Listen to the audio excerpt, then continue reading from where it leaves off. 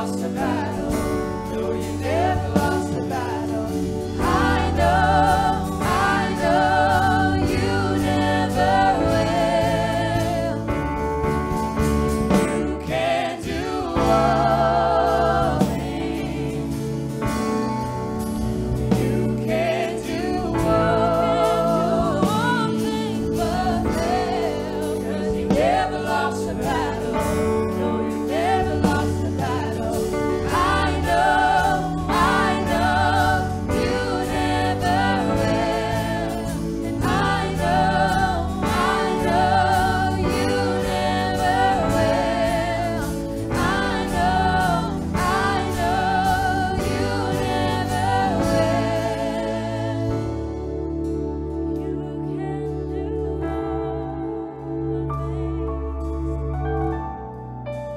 You can do all things. 'Cause you never lost a battle. Lord, you never lost. I know you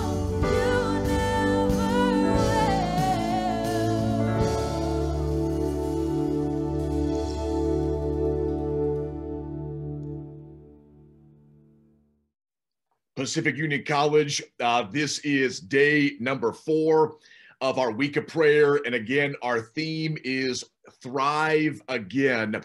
And just to give you a real quick review, on day number 1, we talked about if you want to thrive again, you have to anchor your identity in God. You've got to be able to wake up every day and know who you are and whose you are. And you've got to claim your identity in God and claim the promises, the worth, and the value that he has spoken over your life. And then day number 2, we talked about if you want to thrive again, you've got to be committed to taking your next step. We may not always know what our next step is. We may not always know where we're going to be in 3 months, 6 months, 9 months, or even in a few years from now. But we often have an idea of what our next step is. So if you want to thrive again, you've got to build some momentum and be committed to taking your next step with God as God is leading you. And then yesterday, day number 3, we talked about if you want to thrive again, you've got to be willing. And I know this was a challenging message yesterday. You've got to be willing to forgive yourself and to forgive people who have harmed you. It's a tough conversation, but we know that forgiveness is already promised. I just want to tell you again, you are already forgiven. Jesus, his death, his resurrection, forgiveness is already promised.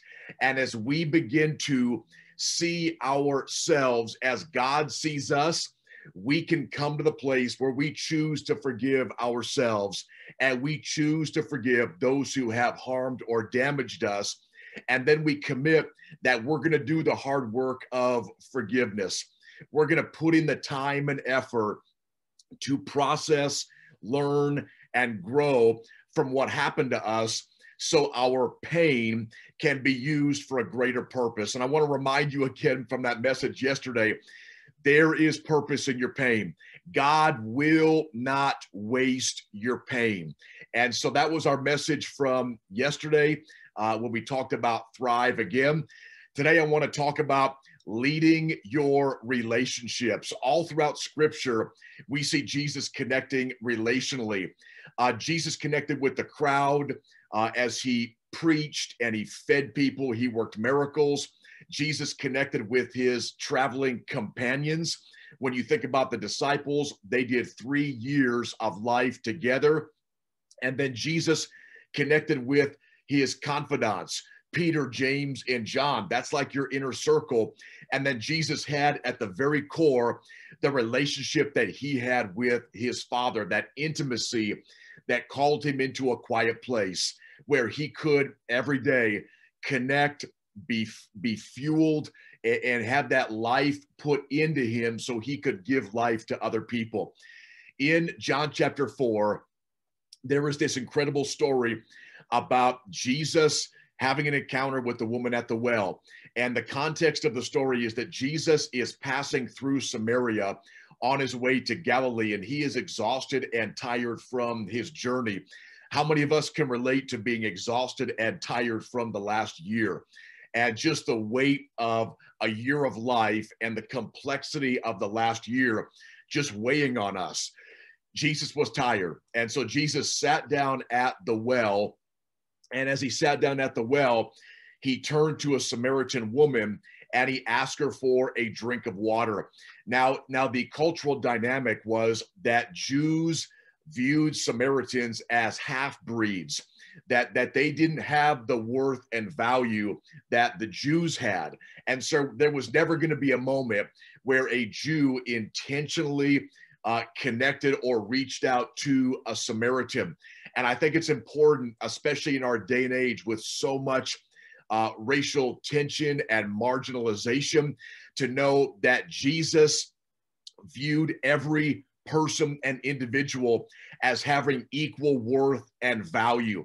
And Jesus reached out to everybody, and Jesus was for everybody, and Jesus went to bat for everybody. And we need to be followers of Jesus who are for people, especially those who are marginalized in our society, in our culture today. So Jesus, he broke the cultural barriers. He reached out to this woman from Samaria and he said, give me a drink. Can you give me a drink? And she said, how is it that you, a Jew, are asking me for a drink of water? And you can read this in John chapter 4 today or later in the week. And Jesus had this dialogue with the woman. And he didn't just talk about surface level stuff. He talked about real life. He talked about her marriages, and he talked about her past. And he took conversation below the surface level to a level of depth. And they talked about what was really going on.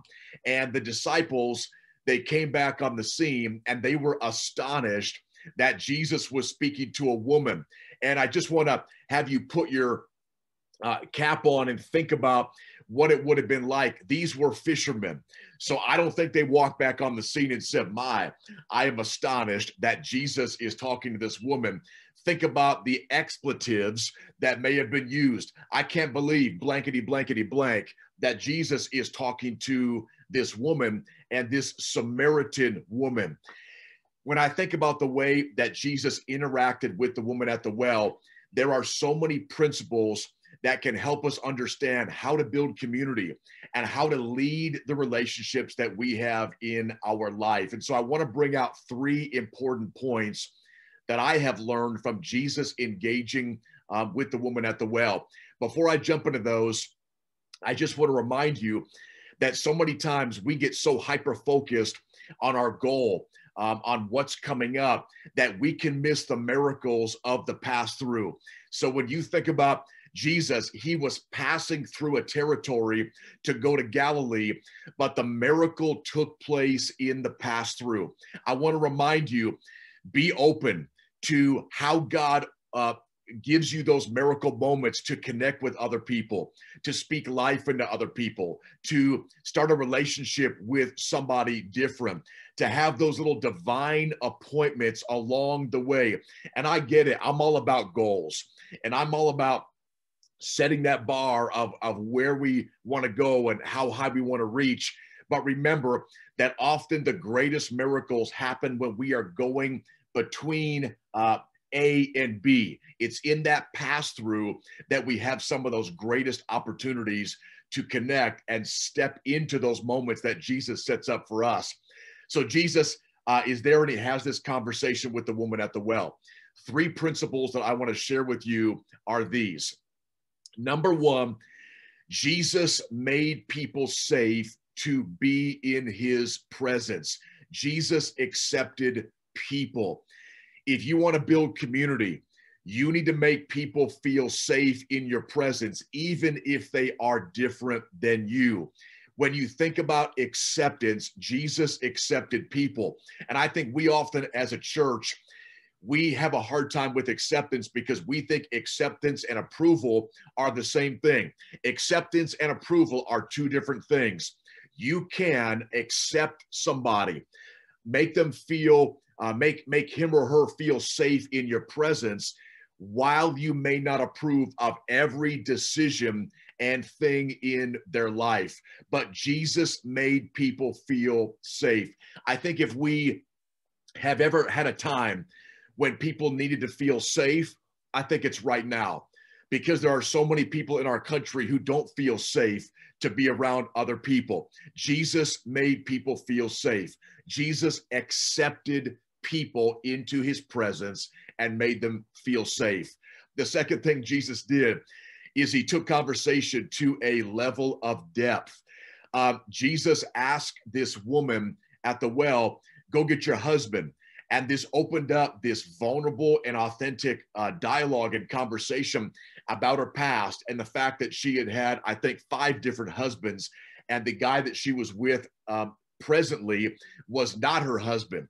And so they talked about real life. And Jesus reminded this woman that he was the fountain of life. And he reminded this woman that he was the gift that took shame away from her. And he reminded this woman that her past is not a life sentence, that it's a life lesson. And so Jesus, by the way that he was willing to talk about real life, by the way that he accepted this woman, by the way that he offered her a gift that she had never received, he freed her from the shame of her past. When you think about the difference between regret and shame, regret is when you feel sorry for something you have done. Shame is when you feel sorry for who you are. Let me say that again. Regret is when you feel sorry for something you have done. Shame is when you feel sorry for who you are.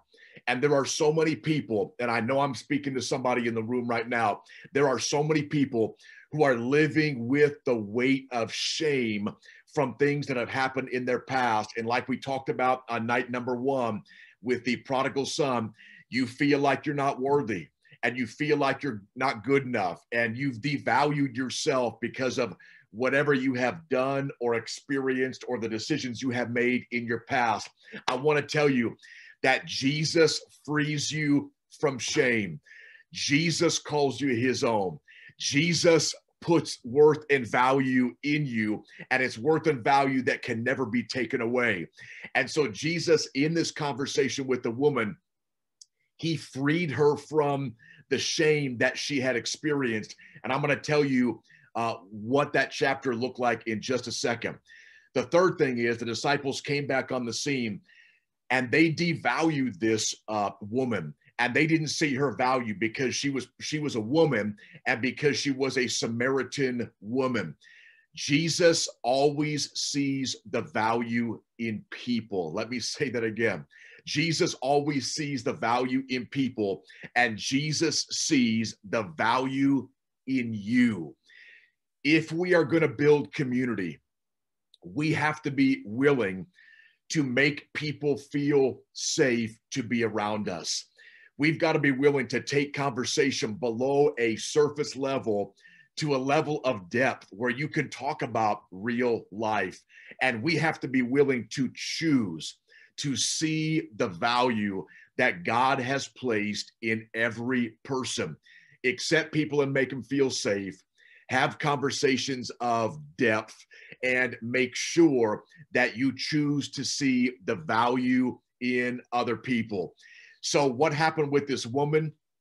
As Jesus spoke life into her, as her shame was lifted off from her past, she became empowered. And a new chapter was written right there in the moment. And as she encountered Jesus, she grew in confidence and she became this public evangelist, somebody that shares hope publicly. And she went back to the community that had shamed her for her lifestyle and choices, and she began to speak life to that same community. Incredible. That's what happens when shame is lifted off of you because of Jesus. You all of a sudden are emboldened with the confidence to go back, and you can speak life, because you know the people who may have devalued you, that's not where you got your value from in the first place. You got your value from Jesus. So she goes back and she speaks life to her own community who had devalued her. And she says, let me tell you about this guy that I met. Let me tell you about what he's spoken to my life. Let me tell you about what he has done for me. And if he can do it for me, he can do it for you. So Jesus, in the pass-through, ends up staying in this town because of the open door and invitation from the woman at the well. And so many people experienced hope and freedom from shame because of their encounter with Jesus. Absolutely incredible story. And I think it's a reminder for us that if we are going to thrive again, we need to lead our relationships. We need to lead the way that we build relationships. And we are designed to be in community. I think all of us know that probably now more than ever because of COVID, that we are designed to be in community. How do we build community? We make people feel safe to be around us. We take conversation below the surface level to a level of depth, and we choose to see the value in people and remind people of their value. Let me tell you a few things about the other side of that coin. You need to be in relationships that are safe for you to be in. You need to be in relationships that are safe for you to be in. You need to be in relationships where you can share what is really going on in your life. And you need to be in relationships where people value you. And so as you lead relationships, lead the way that you build relationships and steward the relationships that you already have. Again, I just want to challenge you. You need to be in relationships that are safe, where people accept you for who God created you to be. And you need to be in relationships where people can talk about the things that matter, not surface level stuff that's gonna pass away, but stuff that has real depth to it. And you need to be in relationships where people see your worth in value. I'm just gonna say it. Don't stay in relationships where people do not recognize and honor the value that God has given you. If we're going to thrive again, we can't let relationships just happen. We need to build relationships intentionally, and we need to steward well the relationships that we have. Jesus built relationships intentionally. And if you and I are going to thrive again, we need to build relationships intentionally as well. We'll see you tomorrow.